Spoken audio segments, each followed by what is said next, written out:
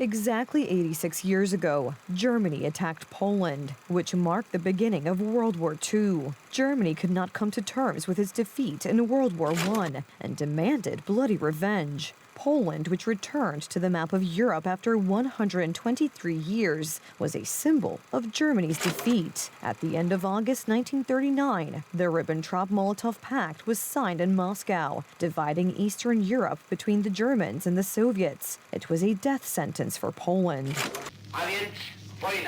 And so war. As of today, all other matters and issues take a back seat. Our entire public and private lives are being put on a special track. We have entered a period of war. All the efforts of the nation must go in one direction. We are all soldiers. We must think of only one thing: fighting until victory.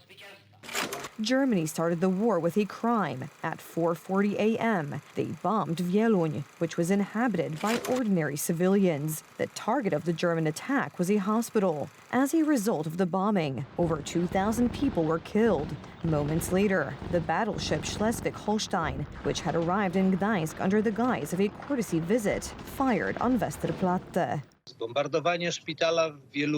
The bombing of the hospital in Wieluń was actually the first sign that this war, which the Poles had been expecting, would be different even from the terrible Great War, as the one that took place in 1914 to 1918 was called. It would be different because it would be a total and terrorist war. Already at the beginning of the occupation, Poles brutally learned how the Germans intended to wage their criminal war. It is also important to mention the terror that the occupiers used, not against their military opponents, but against the civilian population. The first 53 days of the German occupation, the Polish-German War, resulted in approximately 20,000 civilian casualties. On September 3rd, France and Great Britain, allied with Poland, declared war on Germany. However, both countries waged a phony war, leaving us to fend for ourselves.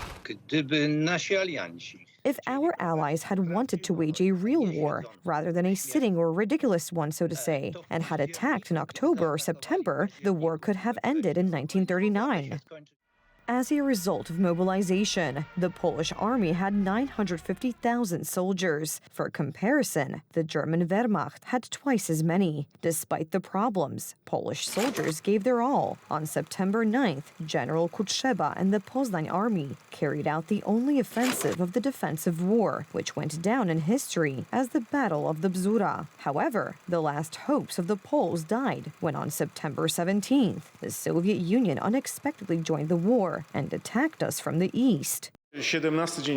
From a military point of view, September 17th was the final blow to Poland. We were no longer able to defend ourselves against these two monsters, but it was also a consequence of political decisions and conspiracies that had been made much earlier, and the completion of a certain, one might say, crime against Poland.